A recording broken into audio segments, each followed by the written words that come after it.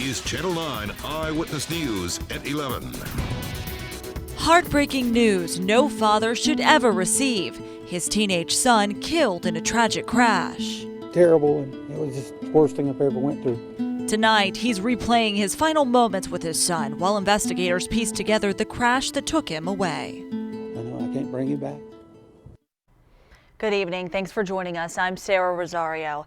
Investigators say 16-year-old Colt Murdaugh crashed his moped last night in Mooresville, and he was hit by a car laying injured in the road. New tonight, Eyewitness News reporter Alexa Ashwell is live in Mooresville after speaking with Colt's devastated family. Alexa? Alexa Ashwell, Channel 9 Eyewitness News. Thank you, Alexa. Colt Murdaugh's funeral service will be held next week. His visitation is Monday from 6 to 8 at Cavan Cook Funeral Home in Mooresville. His funeral will follow Tuesday at 2. We've posted this story on our Facebook page so you can leave your condolences for Colt's family. You'll find a link to the page by going to our website, WSOCTV.com. We are following breaking news in Washington, D.C. tonight. Within the last hour, the U.S. Senate passed the $1.1 trillion spending package to keep the government running through next September. The passage avoids another government shutdown. The bill now heads to President Barack Obama's desk for his signature. This was the last main item left on Congress's end-of-the-year agenda. New at 11, police just arrested a man who they say lured a 5-year-old girl to the bathroom of a Boone Michaels store. And they believe 19-year-old William Grubb has lured other children away from their parents to sexually abuse them. The child's parents couldn't find their daughter this morning at the store on Watauga Village Drive. Police say Grubb lured her into the bathroom. He's charged with abduction of a child, indecent liberties with a minor, kidnapping, and indecent exposure. We are following a developing story tonight. Investigators say skeletal remains have been found in Cleveland County. They say the remains were discovered in a wooded area near Long Branch Road and Kings Mountain just a few hours ago. Right now, detectives do not know who the remains belong to. The body has been sent to the Charlotte Medical Examiner's office for an autopsy. We will let you know as soon as we learn more information. We have new information tonight about the threat posted to a social media site about Providence High School. The principal now says there will be increased security. Several parents contacted Channel 9 today concerned about this post on the site called Yik Yak, which allows users to post anonymously. It tells students to enjoy the weekend and warns on Monday they will be repaid for years of pain they've caused. And tonight, the principal emailed this letter to parents and staff. It says he was notified of the threat by CMPD.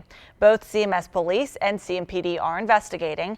It says the safety of students and staff is always a top priority, and there will be increased security at the school within the coming days. After days of demonstrations, protesters reiterated their message with a march to Capitol Hill. No justice! No peace! No justice! No peace!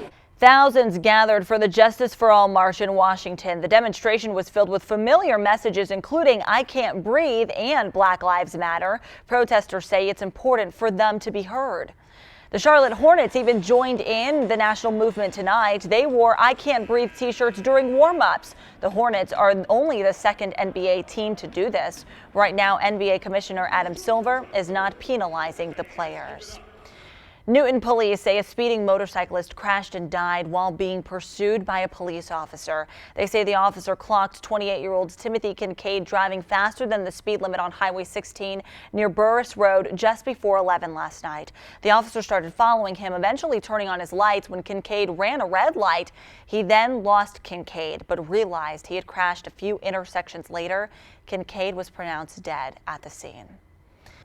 Police have now made an arrest in a shooting outside of a high school in Portland, Oregon, and they're still searching for 2 more suspects. Police say 22-year-old Lonzo Murphy was arrested overnight on a parole violation, but they haven't said if he was the gunman.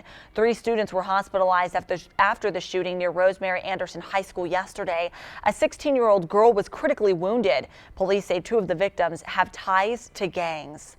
And the father of a gunman in a shooting at a Denver high school just posted an obituary for his son on the one-year anniversary of the shooting.